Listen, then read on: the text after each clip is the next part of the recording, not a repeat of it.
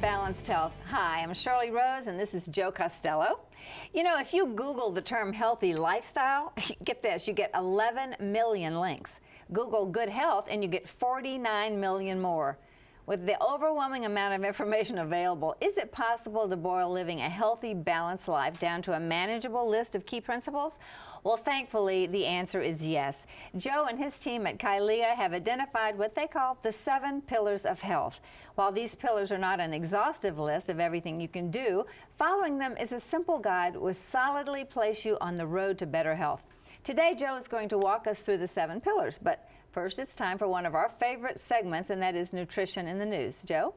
Well, Shirley, today we're trying to combining a myth and nutrition in the news at the same thing. And the myth part of it is the sun.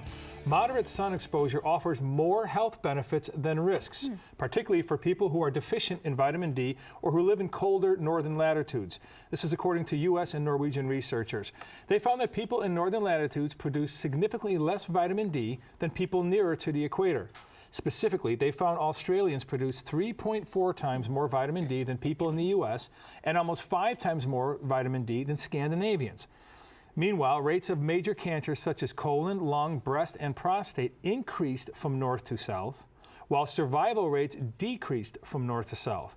Previous studies suggest that vitamin D may protect against cancer by discouraging out-of-control cell reproduction and hindering the formation of new blood vessels for tumors.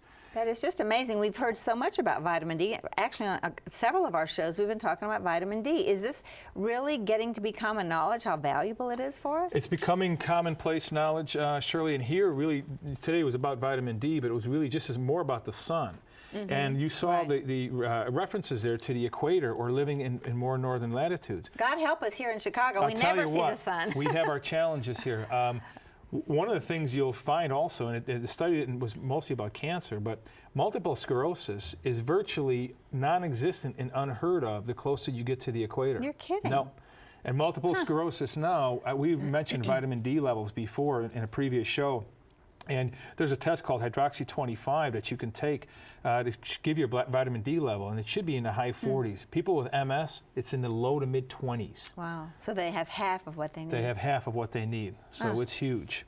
That's really interesting. Well, we're talking today about the 7 pillars of health, and I know on this half-hour show we can't go into a lot of detail, but it's amazing that with all those millions of websites telling people how to live healthy, that you can boil them down to 7. What's the first one? We're going to go over all 7 today, Shirley. We'll go over them briefly, but they'll be available on TLN's site and Kylia's site to get more detail. Good. People will grab on to what this means. They can make major changes in their health without investing a nickel. Our first pillar is water.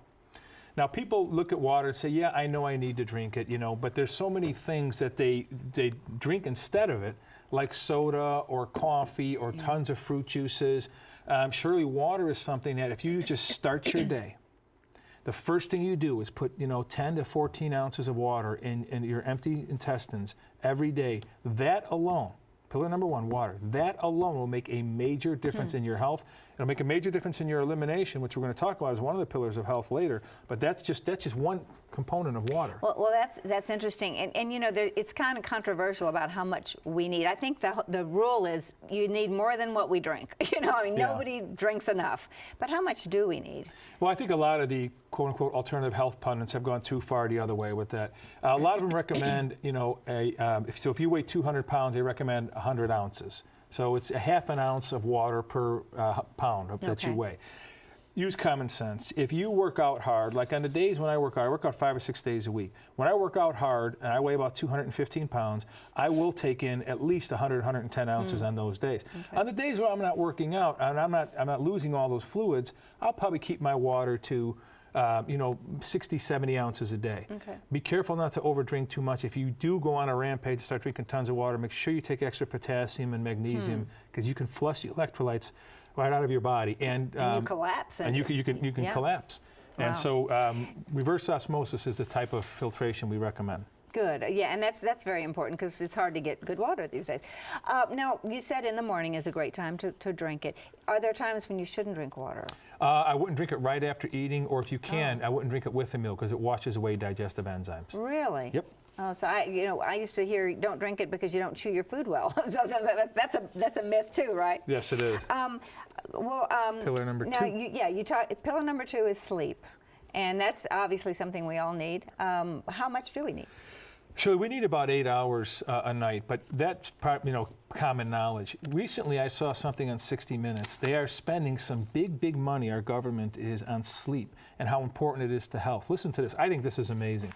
They did a study with rats, and with these rats, they deprived them of sleep for 5 days. And they used 5 days because that's how long it would take a rat without food to die. Okay? So they found out that without sleep, the rat died in a little over 4 days. So sleep is just as important as food. They also found this. If you and I have this conversation today, okay, and then you have a good night's sleep tonight, you sleep a good 8 hours, you have at least 3 or 4 hours of that REM, that rapid eye movement sleep, when you wake up tomorrow, you will actually have better recollection of our conversation today that we had today than you have of that conversation today. So there's a process when we sleep that our brain will basically take the day's activities and put it in files for you for when you're going to need it. So as you can see, when we don't get the sleep that we need, those things don't happen. And they had people in the study, Shirley, that they were depriving of sleep to the point where it was only 4 or 5 hours a day. And this one girl who they interviewed, she had this real high IQ and she was very educated and all this stuff. And they were interviewing her, and when they were interviewing her, she was pausing, and she was like, just wow. I can understand that. And the lady asked her, "Do you think you're answering me?" She was, "Yeah, I think I'm answering you fine." And then they did tests on her driving and so on and so. And so, Shirley, sleep is as important as food. It's as important as water. You need some tips on sleeping. Pitch black room, as cold a temperature as you can possibly stand, as few covers as you can possibly stand, and then you add those covers throughout the night if you can, because what you want to do is lower your body temperature, and it'll sleep in a much more peaceful state. But keeping a pitch black room with no noise is really a couple keys and a couple tips for good sleeping. And who do we all need 8 hours? I mean, this is the thing that I think is a myth too. I don't think we all need 8 hours, and many of us can't get 8 hours. But doesn't it vary with the person? Well, what this study showed was that some people can do better than others on less, but that their performance, their own performance, being relative to themselves, was compromised with less than 8 hours of sleep. So you can't answer your question definitively, yes, you need 8 hours, but so some people will do better on 6 than others would do on 6, but the people even who do better on 6 than say you would do on 6 still do not do as well on 6 as they do on 8. You with me? Yeah, Am I making sense? I'm with you. And in today's world, for young mothers out there, it's a pipe dream. But anyway, well, for more. But the point is well taken. The point, yes, exactly. But as much as you can get, that's what you want to get. Well, for more information on the 7 pillars of health, go to TLN.com and click on shows, and then on Balanced Health. Or to get a copy of today's show, give us a call at the number on your screen.